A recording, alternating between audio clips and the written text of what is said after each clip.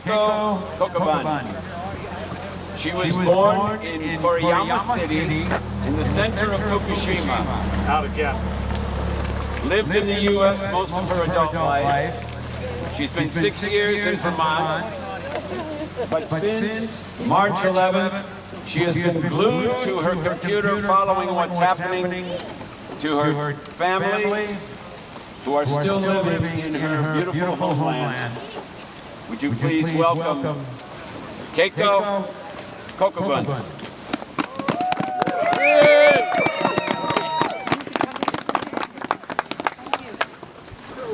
Well, I'm sorry, I still have to read what I wrote. Hold on. No, she needs to put it closer to her mouth. Kick, yeah, right up. Okay. Yep. Can you hear me now? Yeah. Barely. You need to project still. Yeah, really. Okay. So today, I want to start with the encouraging news from Fukushima. About 10 days ago, the Fukushima legislature adopted a resolution to abolish all 10 nuclear reactors in the prefecture. Woo! And it's 10 reactors we're talking about. So you may be surprised that it took us this long to get to this point, but this is the very first time a hosting local government has made such a decision in Japan. And this started with a petition submitted by a citizens group after the accident. So it is very clear that this resolution has become a reality on the account of the unbearable sadness and suffering the people of Fukushima has endured for the last 7 months. If it takes such a catastrophe for us to be able to shut down nuclear power plants, let this be the very last one for all of us. Fukushima has been gone from the news front for quite some time now. And this in itself is a problem, isn't it?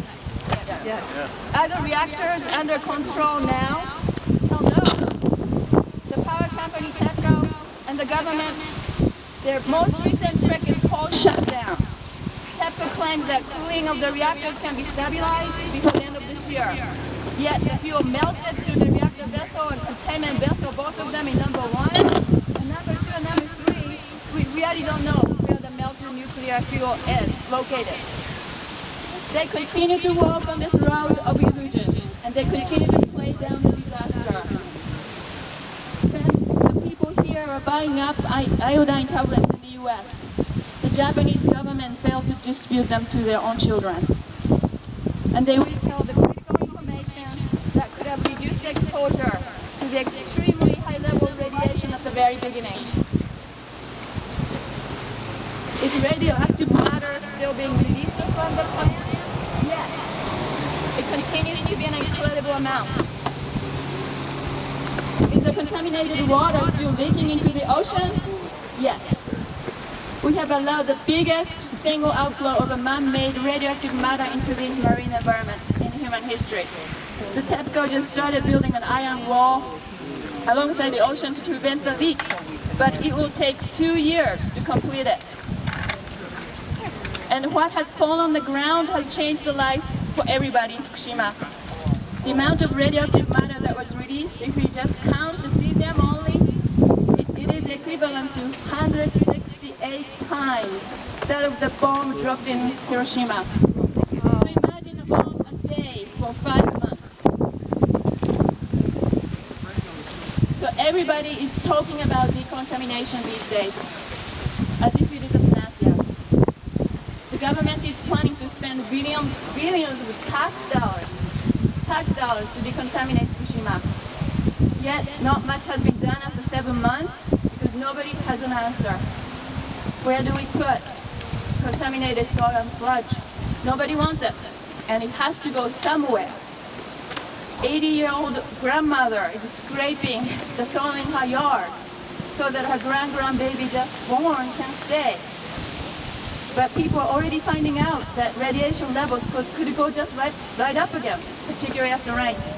The water used to wash has to go somewhere too. And Fukushima City plans to decontaminate all of its 110,000 houses, but in 5 years. How do you decontaminate all the rice fields, woods, and forests? It would be a cause of destruction of the land.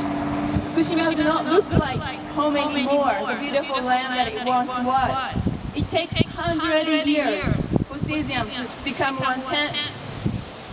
In recent weeks, more hotspots are popping up in and around Tokyo. And mind you, the electricity produced in Fukushima was supplying Tokyo. In the meantime, the government allowing children to go to school in this highly contaminated environment. One expert said, this is not what a civilized nation should be doing. And another said, by law, young people are not allowed to work in this level of contamination. Not to mention eat or drink. Can you hear a scream from a mother? Please evacuate children first. We can only bring them back after it's clean and safe. And the debate over what's safe and what's not has caused tension among people and created divisions. Why do we have to fight over something like that? Well, I think a mother had to fight her husband to take the child away to evacuate. The rest of the family was against her. A teacher had to quit teaching. She was not allowed to talk to her students about the dangerous radiation. A city office worker cannot evacuate his family. You do tell the whole world that it is not safe to stay. Do you tell the farmers not to send their product to the market? The mothers who are worried about contaminated food used being in school lunch, they hesitate to voice their concern. Why? Their families and friends are farmers. And then there are a number of people still holding on to the safety propaganda deployed by the government, industry, and the so-called experts who are close to them. They simply want to continue to live the life that they live. And can you blame them for that? If we apply the standard radiation exposure limit of 1 millisievert, almost all of Fukushima must be evacuated. Where would 2 million people go?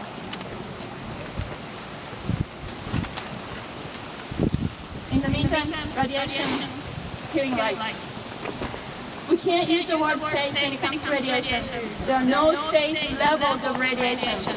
And this is based on the research and reports of the National Academy of Science. More than 130,000 people had to flee from their home. Those who lived near the plant would not be able to return. One little lady said to TEPCO, 50 years of my life has been denied. And this old man occasionally goes back to his village and measure radiation on his own. It is not going down. And he doesn't feel like looking for a new job in town yet. He can't do what he loves to do, which is to raise cows. And on the other hand, there's a man who continues to live right outside of the non-entry zone. And some volunteers helped him in the contaminated house, the radiation level goes up right up against the very dangerous level. And he's in tears. He can't just leave. His family has lived there maybe for 1,000 years. The people who left feel guilty. Though they know they did what they had to do for the children. And those who stay feel resentment. They are the ones washing the streets and cleaning the ditches. And there are no winners. It is not a peaceful use of nuclear power. This is a war. There were 10 reactors built in Fukushima before we knew it. Because the area was poor.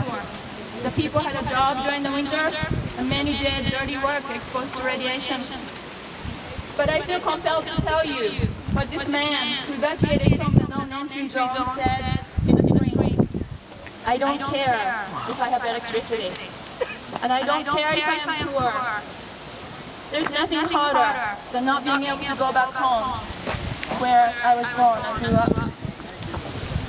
We made a choice, perhaps without knowing, to leave this massive amount of nuclear waste to our children and their grandchildren and their offspring and theirs for thousands of years and more.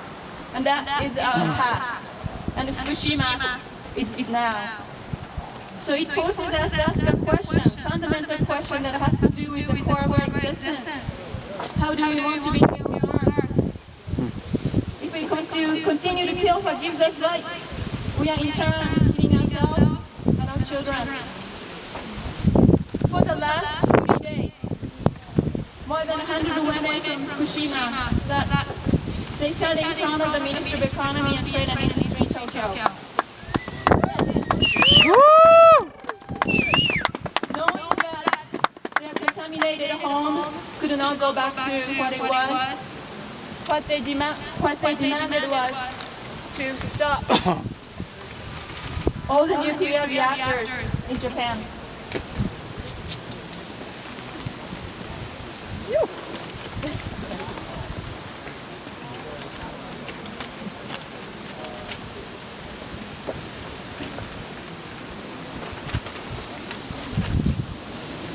So they refused to raise their sacrifice for waste.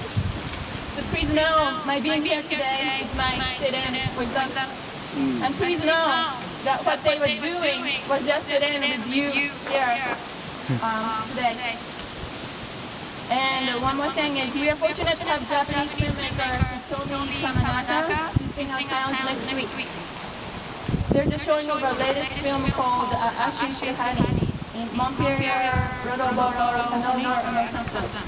And it is really an uplifting film, and then see men and women, old and young, on a small island in Japan protesting with their soul and body, actually, against the construction of a nuclear power plant for 30 years.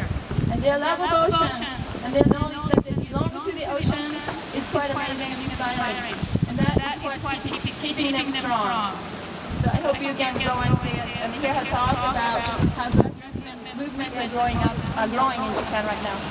Thank you.